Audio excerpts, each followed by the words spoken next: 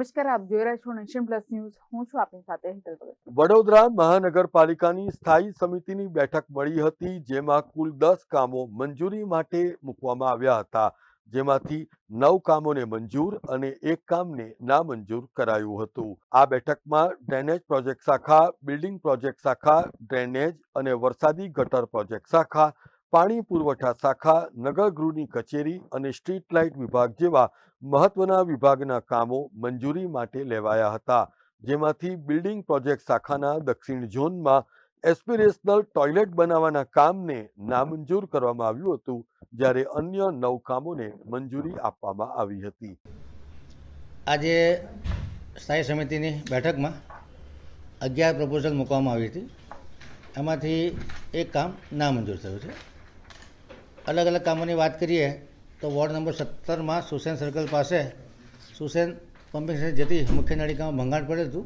67-3C હેઠળ 6,09,574ના ખર્ચે જે કામ કરવામાં આવ્યું હતું એ કામને જાણમાં લેવામાં આવ્યું છે. દક્ષિણ ઝોનમાં 7 જેટલા એસ્પિરેશનલ ટોયલેટ બનાવવાનો સિવિલ કામનો ઇજારો 1.5 કરોડની મર્યાદામાં આપવાનો હતો. આ કામને મોંઘું લાગતા તમામ સભ્યોએ વિરોધ કરતા આ કામને નામંજૂર કરવાનું ઠરાવવામાં આવ્યું છે. ડ્રેનેજ વરસાદી ગટર પ્રોજેક્ટ શાખા દ્વારા સુસેન 4 રસ્તા પાસે જીઆઈડીસી પમ્પિંગ સ્ટેશનથી ડ્રેનેજ પ્રેશર લાઇનની દુરસ્તી અને બાયપાસ લાઇન નાખવાની કામગીરી 67-3C હેઠળ 5,61,648 વત્તા જીએસટીનું જે કામ કરવામાં આવ્યું છે અને જાણમાં લેવામાં આવ્યું છે. દક્ષિણ ઝોનમાં વોર્ડ 17માં સુસેન સર્કલથી બરોડા ડેરી સર્કલ તરફ જતા રસ્તે એટલાન્ટિસ કોમ્પ્લેક્સ પાસે કોમ્પ્લેક્સની બહાર સુસેન પમ્પિંગ સ્ટેશનમાં જતી મુખ્ય ડ્રેનેજ નળિકા પર પડેલા ભંગાણને 67-3C હેઠળ 7,37,064 વત્તા જીએસટીના કામને જાણમાં લેવામાં આવ્યું છે.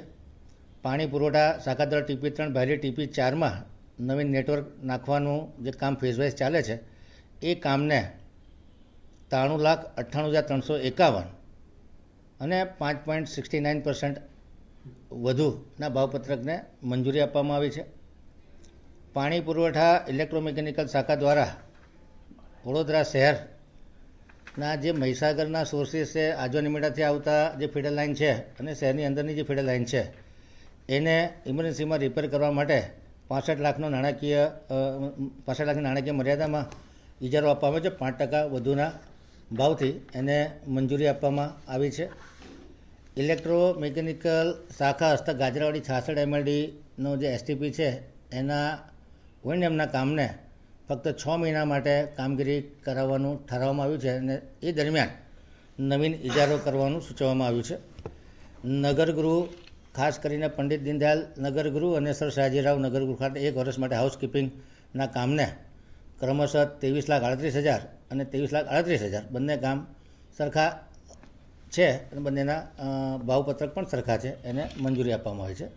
સ્ટ્રીટ લાઇટ વિભાગ દ્વારા જે ઇજાદાર મેસર્સ રાજદીપ ઇલેક્ટ્રિકલ્સ પ્રાઇવેટ લિમિટેડને વર્ક ઓર્ડર આપ્યો હતો, ખાસ કરીને નિભાવણીનો વર્ક ઓર્ડર હતો અને કોટા અને ફોડવારી કોટાના જે ઇજારા હતા એ ઇજારામાંથી એમને ટર્મિનેટ કરી નાખવામાં આવ્યા છે અને કાળી યાદીમાં નહીં મૂકવા પરંતુ ફક્ત ટર્મિનેટ કરી અનામત અટકાવવામાં આવી છે તથા બાકીની કામગીરી એમના ખર્ચેના જોખમે અન્ય ઇજાદાર પાસે કરવાનું ઠરવામાં આવ્યું છે.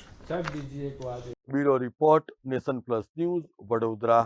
સમાચારોના સતત અપડેટ મેળવવા માટે અમારી નેશન પ્લસ ન્યૂઝની યુટ્યુબ ચેનલને સબસ્ક્રાઇબ કરો, બેલ આઇકન દબાવો અને જોડાયેલા રહો ફેસબુક, ઇન્સ્ટાગ્રામ અને ટ્વિટર પર.